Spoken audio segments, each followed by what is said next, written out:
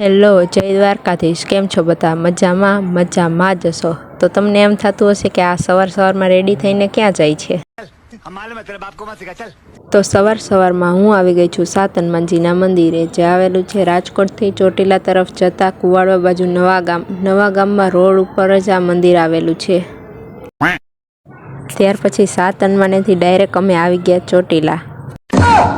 આજે દસમ છે એટલે ઘણા લોકોને કામ ખુલી ગયું હશે, એટલે બહુ તો ટ્રાફિક નહીં હોય. પછી કંઈ નક્કી નહીં, મારા જેવું વિચારીને બધા આવ્યા હોય તો ફાઇનલી અમે ઉપર પહોંચવા આવ્યા છીએ. ઉપરથી નીચેનું વ્યૂ બહુ મસ્ત આવે. મારું તો દિલ ગાર્ડન થઈ ગયું. मौसम तो ऐसा लग रहा है दिल गार्डन हो रहा है. बहुत मजा आ रहा है यहाँ पे. અને પછી અમે આવી ગયા દર્શન કરવા માટે. તો તમે પણ કરી લ્યો દર્શન ચાઉનમાંના.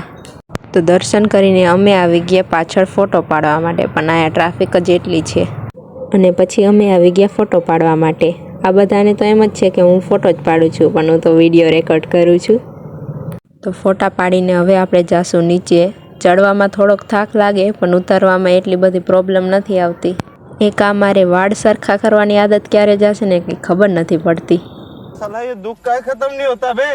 અને પછી હવે પહોંચી ગયા છીએ આપણે નીચે. ડુંગર ચડીને તો ભૂખ લાગી ગઈ, હવે બહાર જઈને કંઈક ખાવું જોશે. અને પછી આવી ગયા અમે પાણીપુરી ખાવા માટે.